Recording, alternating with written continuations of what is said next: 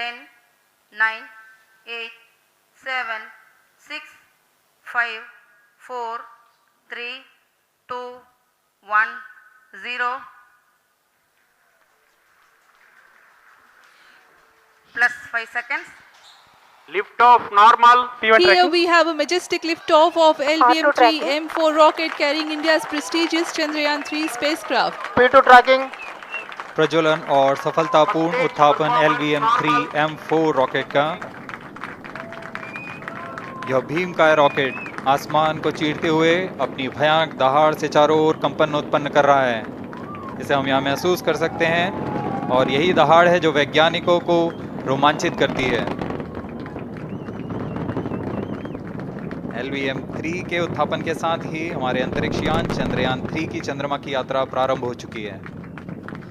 As the rocket is soaring through the clear skies, every second moving closer to the accomplishment of the most important milestone in its mission to moon. Every Indian witnessing the launch live is content with the feeling of watching history in the making.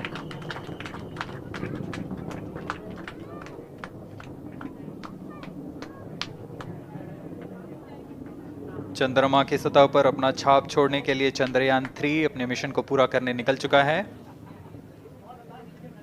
वर्तमान में दोनों S-200 step-on booster सामान निष्पादन करते हुए अपनी निर्दिष्ट कक्षा की ओर बढ़ रहे हैं। The S-200 motors thrusting simultaneously, generating a peak thrust of close to 6,000 kilonewtons in vacuum.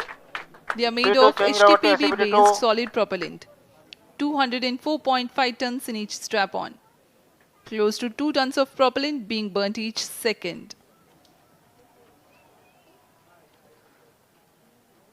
S-200 step-on boosters का कुल प्रज्वलन काल 126 सेकंड का है और अभी अभी घोषणा की गई L110 स्टेज का भी प्रज्वलन शुरू हो चुका है। Apart from the strap-ons, the core stage has also commenced its operation. This stage, based on combination 200 stages are separated of hypergolic earth storable liquid propellants UH-25 and N2O4. Now the S-200s have been separated. घटनाक्रम के अनुसार यह यान इस यान से S-200 step-on boosters को सफलतापूर्वक पृथक कर दिया गया है। यह काम सेपरेशन मोटर्स की मदद से किया जाता है। इसके बाद L110 तरल नोदक पर आधारित और विकास इंजन के साथ यह चरण सामान्य निष्पादन करता हुआ अपनी उद्दिष्ट कक्षा की ओर बढ़ रहा है।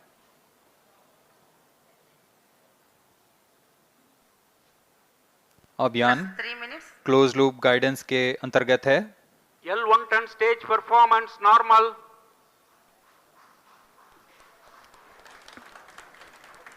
The trajectory of launch vehicle is closely following the prediction.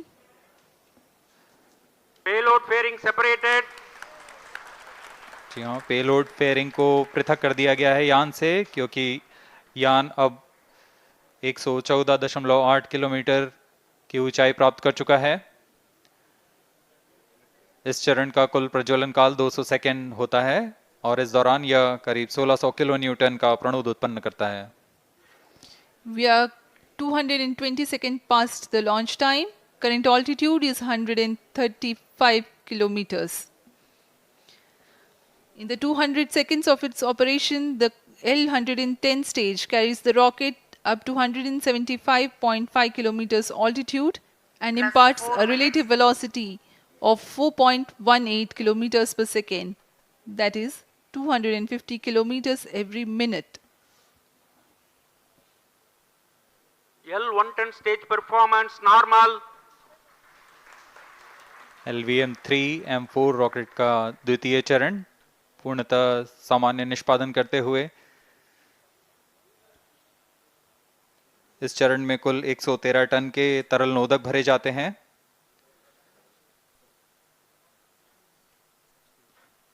N2O4 तथा UH-25 अर्थ स्टोरेबल प्रोपेलेंट को ईंधन के रूप में प्रयोग किया जाता है इस चरण में।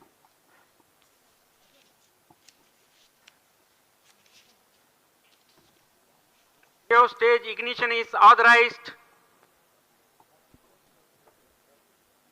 अगला चरण C25 का प्रज्वलन भावी है। plus 5 minutes.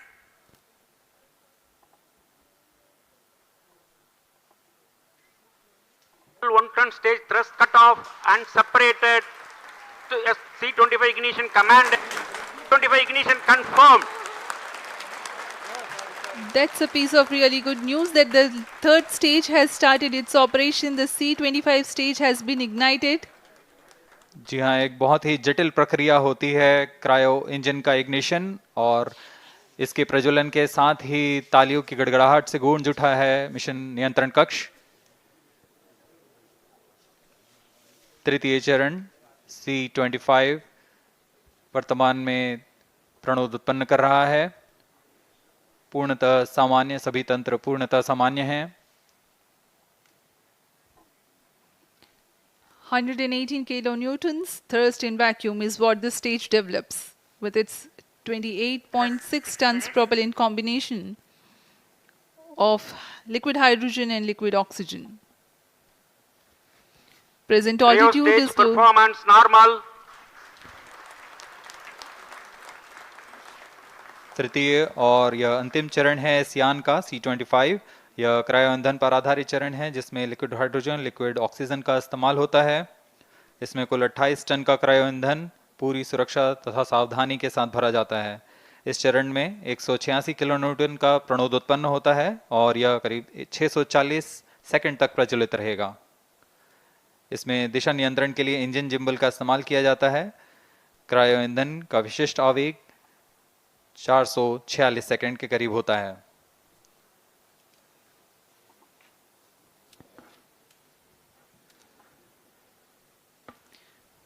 Currently, the rocket is at an altitude of 210 kilometers. Plus 7 minutes.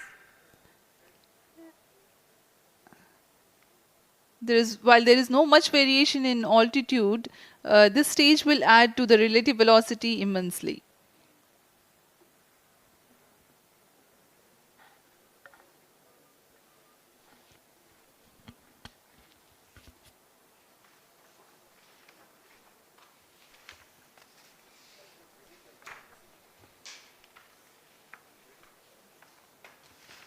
Cryo stage आइए performance अब आपको normal. पेलोड के बारे में जानकारी देते हैं। लैंडर मॉड्यूल्स पे कई वैज्ञानिक प्रयोगों के लिए पेलोड्स लगाए गए हैं।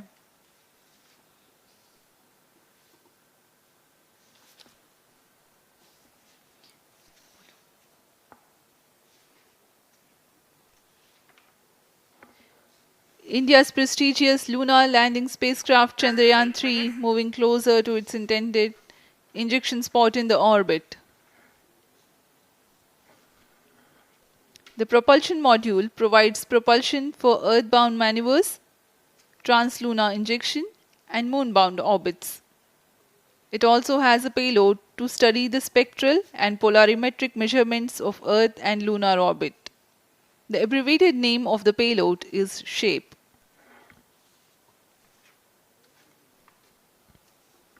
Among the payloads of the lander module, the following are included. A Langmuir probe called Rambha to measure the near-surface plasma density, that is the density of ions and electrons, and its changes with time.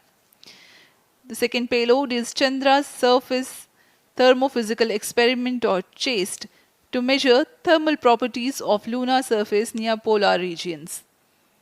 To measure the seismicity around the landing site and delineating the structure of the lunar crust and mantle, payload ILSA is there. The rover, after its descent, will further the Cryo scientific stage study performance objectives normal. through its own payloads. For better understanding of chemical and mineralogical composition of lunar surface, LIBS, or laser-induced breakdown spectroscope, is included. Another payload is the alpha particle X-ray spectrometer. जी हाँ, lander module में 3 payload हैं, rover में 2 और propulsion module में 1 payload भेजा गया है। चंद्रयान 3 के स्वदेशी लैंडर और रोवर में नितभारों का इस्तेमाल किया जा रहा है। यह अंतर्ग्रही मिशन के लिए भी आवश्यक तकनीकों का प्रदर्शन करेंगे। लैंडर के पास यह क्षमता है कि वह चंद्रमा की उबड़-खाबड़ सतह में भी बड़ी सावधानी से उतर सकेगा और रोवर को बाहर लाने के लिए और संचार सुविधाएं प्रदान करने के लिए सक्षम होगा। चंद्रयान 3 के लैंडर और रोवर में कुल 6 नितभार हैं।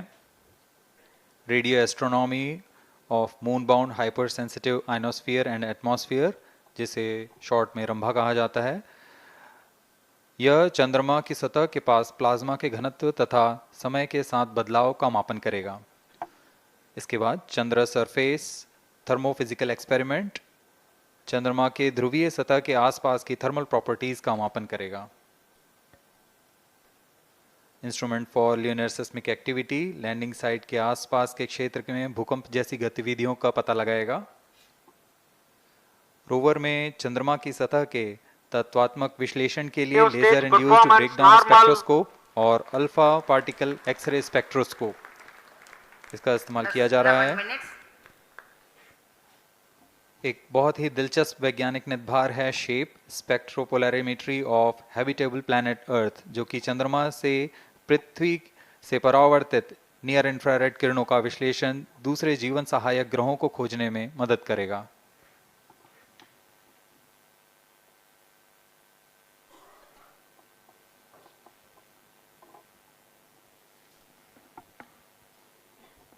वर्तमान में C-25 इंजन कार्यरत है और पूर्णतः सामान्य प्रदर्शन कर रहा है।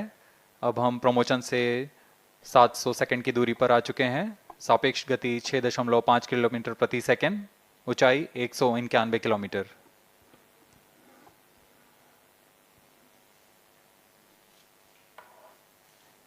As we have told you about the Chandrayaan 3's upgrades in the aspects of enhanced robustness through extensive ground tests and simulation, during the last phase of landing, the module will have a vertical velocity of less than 1 meter per second and a horizontal velocity of less than 0.5 meters per second from a height of 3 meters. The lander legs are designed to be robust enough to thrive the impact. The cameras are tuned to take pictures ahead of the landing and enable intelligent decision making for choice of best location to land, avoiding craters and boulders on lunar surface. Normal. The successive pictures will also enable the craft to determine its horizontal and vertical velocity in real time. Laser Doppler velocity sensor is an upgrade in Chandrayaan 3 over its predecessor. It helps to determine instantaneous velocity of craft. Insights into the behavior of Chandrayaan 2 in the last few minutes of its descent has revealed to the scientists the necessity for upgrade in the guidance algorithm. Inputs from various sensors are used by the autonomous navigation guidance algorithm of Chandrayaan 3 to plan the flight path to the most suitable landing spot. The engines of Chandrayaan 3 are capable of more gradual throttling also.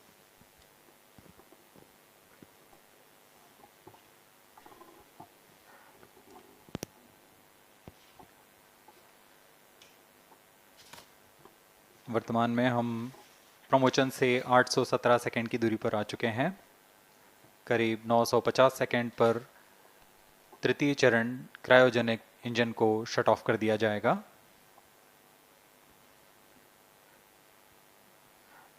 और उचित अभिवृद्धि प्राप्त कर चंद्रयान 3 को यान से पृथक कर दिया जाएगा।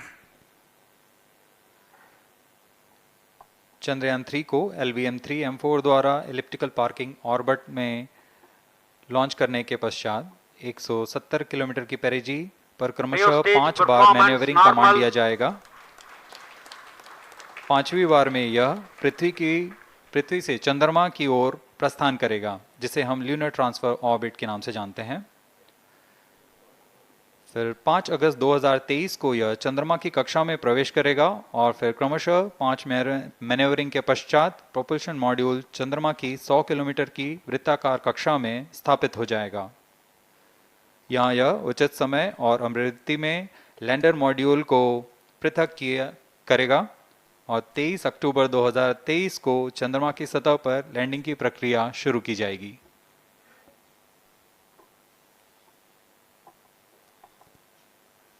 Plus 15 minutes.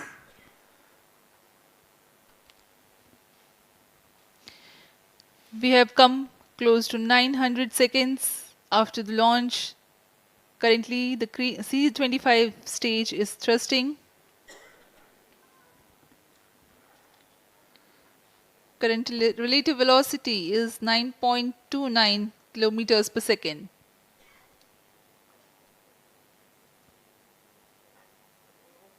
जी हाँ, कुछ ही क्षणों में हम देखेंगे तृतीय चरण LVM-3M4 रॉकेट का चंद्रयान को उद्दिष्ट कक्षा की ओर ले जा रहा है और उद्दिष्ट कक्षा प्राप्त होते ही और उचित अभिवृद्धि प्राप्त होते ही चंद्रयान 3 को अंतक्षेपित कर दिया जाएगा। Cryo stage thrust cutoff.